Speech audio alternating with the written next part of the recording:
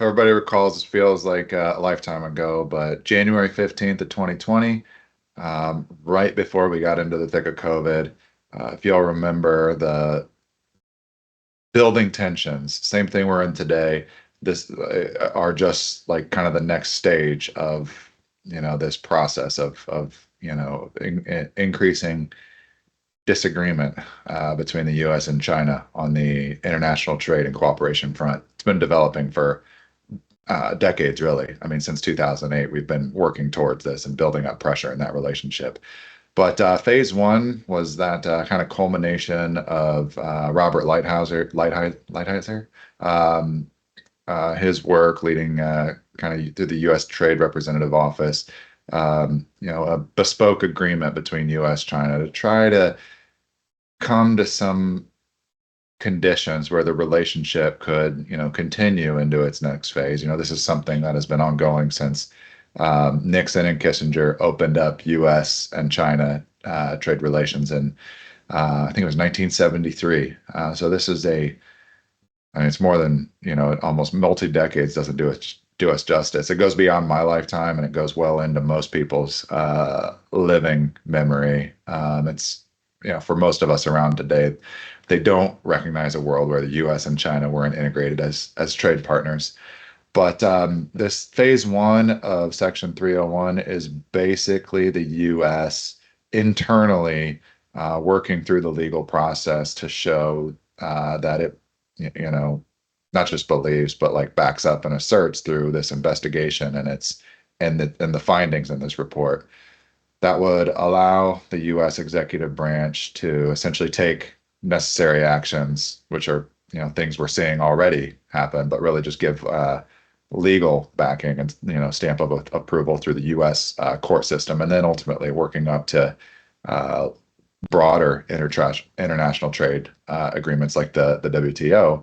But this investigation opening up is basically like your precursor for the Trump administration to have the documentation and ammunition to take further steps, to what it views as protect itself in the domestic American market, its producers in this broader U.S.-China trade tensions. So it's a formal step.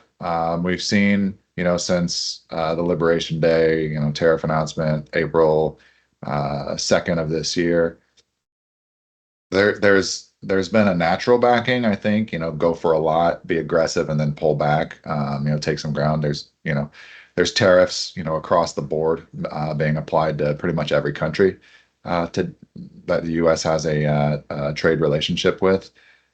But there's been some pushback from the court systems, from the judicial branch inside of the U.S., just maybe claiming that, hey, U.S. doesn't have the power, the executive branch doesn't have the power to do certain things here.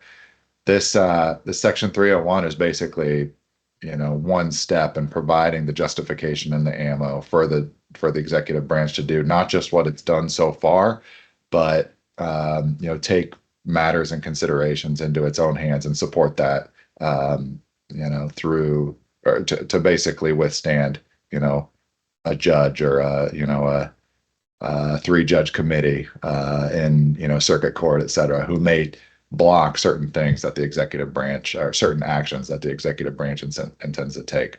So this is another step of escalation. It takes place internally, but a Section 301. We've done them before this year. We've opened one on Brazil.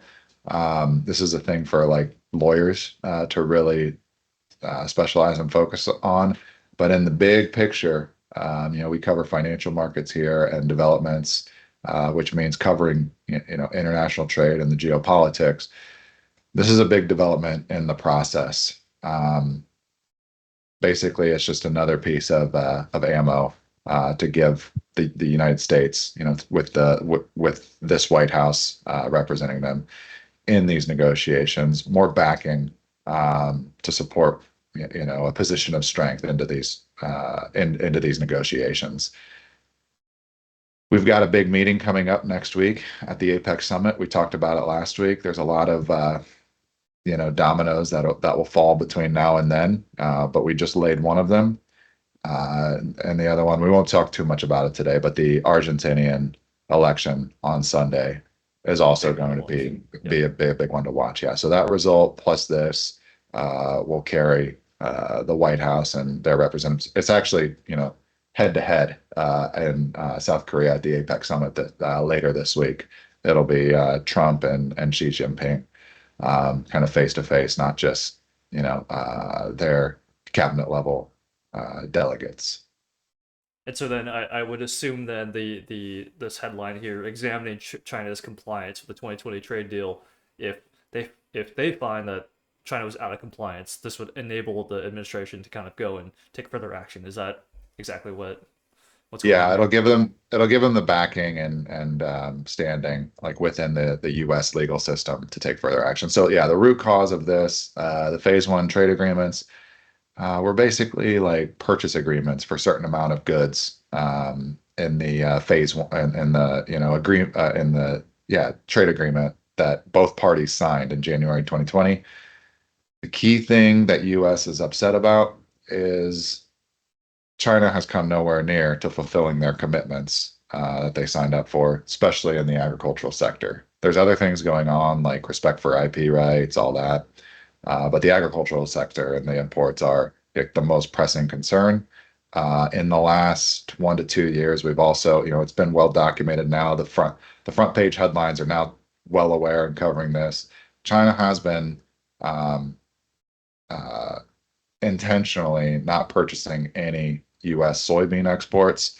So it goes beyond just the point of, hey, you're not living up and holding up your end of the deal. It's actually probably a step worse than that. You're intentionally not doing it to inflict a harm upon the U.S. for strategic reasons, whatever they are. But that's what this Section 301 investigation will show. At the end of this process, it'll be mid-December, I think, is the timelines I read.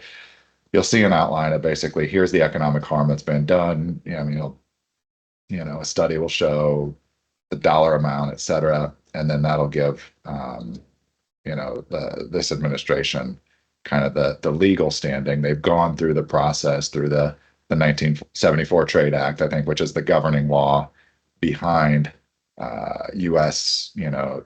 Trade regulation and activity, and then that will allow them, like it will give them, it's the right like legal step, like through the procedural process to take further action, which will then kind of give them the positive argument they need in the judicial system. Right. So at the end of the day, this is happening. It's actually another escalation. I don't think at this point this is like a relationship. Like everybody has a friend um, who has been in a long-term relationship with a significant other.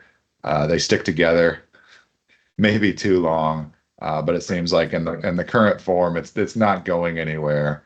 You can see the writing on the wall. There's not going to be uh, a wedding, taking place out of this. So maybe everybody's better off either, you know, kind of reset the terms of the engagement or come to something new, maybe go find other partners. And I think that's what you kind of see this naturally evolving towards.